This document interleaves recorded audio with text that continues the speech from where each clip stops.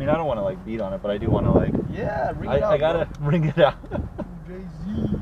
Yeah, like I want to know if it has enough power, because my biggest thing is like, I don't mind getting an automatic if it's got enough power to get out of the way of shit. Yeah. But I mean, like, you could overtake and stuff like that. Yeah. But I think the bummer part is that the weight. So it's a heavy vehicle. Yeah, it's a heavy vehicle. Yeah.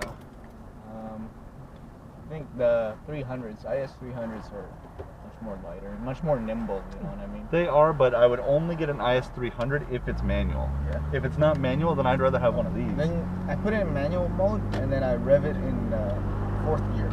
Oh, okay. I do it like a paddle shifter. And right? it works pretty good? So I only use this one as a downshift, and then the upshift is the back. Gotcha. So basically you do like that. But like, oh, it's clear now. Cool. And it stays in gear pretty well. Yeah.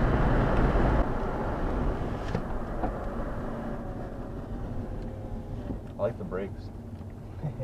Like, honestly, they respond really well for the age of the car. Oh yeah, that's enough. Yeah. And the high, like it pulls through the rev range too. Like it continues pulling. You could go one exit to the. Stay there, Mercedes. Yeah, I mean that's honestly more than enough. Like I don't want it to be super fast because like I know I'll get myself. Yeah, it's got some guts. Yeah, you got some ready power if you need it. Yeah, exactly. That's what I do. Like when I'm like merging. Yeah, because then you're like driving it like a manual. Like this is about the RPM range I would be at anyway at this speed in a stick. So like, and then if you're really giving juice, it'll automatically down. Yes, sir. And then it goes back to 4th, which is nice versus like going back into like an auto mode. Yeah. Interesting. And it will down the shift to 3rd. Yeah, it will. Relatively good pace too. And it pulls through the rev range really well, and it shifts pretty quick actually. What I like about this 2JZ is that if you stay on like the red line, it doesn't feel like you're punishing the motor. I noticed that. Like it wants the fucking. It sounds clean still. It doesn't sound like it's starting to like ring itself apart. Like my car, dude. If I ring my shit out, even though it's like a new car, it sounds like I'm breaking the motor. Like I'm like, this sounds bad. Like I feel bad. I'm like, ugh. Like nah, this actually seems like it's like, oh no, we're good. Like just keep going. I have like confidence on like on the top end. Maybe I could start gaining on someone. Yeah, you know what I mean? like just keep pulling. Yeah, like the BRZs, I could take on like a stock BRZ. Oh yeah, I believe it. On like the freeway speeds and shit like that. As long as there's no curves, I'd stay on them. If you had coilovers, I think you'd be able to do it. Yeah.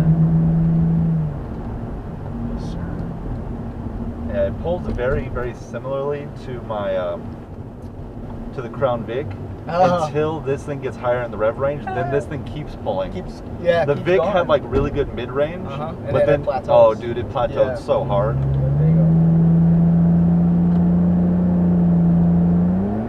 Oh, it went down. Pushed the gas a little too hard.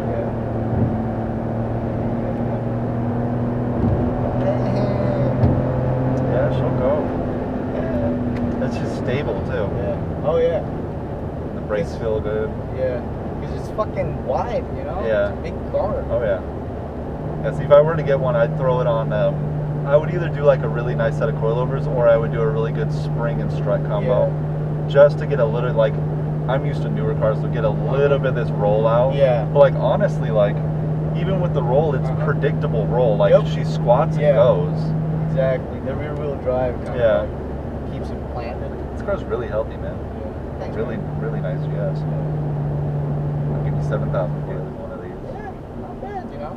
Yeah. Plus, most of the time when you're just like putting along, it's comfortable. Yeah.